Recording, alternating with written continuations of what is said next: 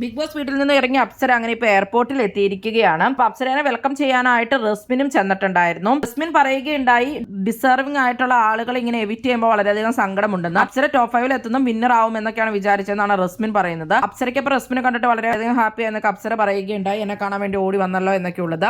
ഞാൻ ഒട്ടും പ്രതീക്ഷിച്ചിട്ടുണ്ടായിരുന്നില്ല, ഞാൻ എട്ടിപ്പോയി എന്നപ്പോൾ അപ്സര പറയുകയുണ്ടായി. നമ്മളിപ്പോൾ അപ്സരയുടെ വിഷനിലും അത് കണ്ടു തന്നെയാണ്. അത് തന്നെയാണ് അപ്സര പറഞ്ഞത്. ഈ പ്രേക്ഷകർക്ക് എന്തോ ഒരു നെറ്റലുണ്ടായി എന്ന് എനിക്ക് അറിയില്ല എന്നാണ് പുള്ളിക്കാരി പറഞ്ഞത്. ഫോണും കാര്യങ്ങളും ഒന്നും നോക്കിയിട്ടില്ലെന്നും എന്തുകൊണ്ടാണ് എവിറ്റായെന്ന് അറിയില്ലെന്നും ബാക്കിയുള്ള കാര്യങ്ങൾ പിന്നെ സംസാരിക്കാം എന്നുള്ള രീതിയിലാണ് പുള്ളിക്കാരി സംസാരിച്ചത്. പുറത്തിറങ്ങിയതിന് ശേഷം ഏഷ്യാനെറ്റിന്റെ ഇന്റർവ്യൂവിൽ പുള്ളിക്കാരി പറഞ്ഞിട്ടുണ്ടായിരുന്നു, ticket to finale bonus point അപ്പം ഋഷിയെക്കാളും ഡിസർവ്ഡ് ആയിട്ടുണ്ടായിരുന്നത് അർജുൻ ആയിരുന്നു എന്നാണ് പുള്ളിക്കാരി പറഞ്ഞത്. അർജുന്റെ വ്യക്തിത്വവും അതുപോലെ തന്നെ അർജുൻ ഇന്ന് വരെ ആരെയും ഹേർട്ട് ചെയ്യാത്തുള്ള രീതിയിൽ പെരുമാറുന്ന ഒരാളാണെന്നും അർജുൻ നന്നായിട്ട് തന്നെ ടാസ്കുകളിലും എല്ലാം നന്നായിട്ട് തന്നെ പെർഫോം ചെയ്തിട്ടുണ്ടായിരുന്നു എന്നും ഒക്കെ പുള്ളിക്കാരി പറഞ്ഞു.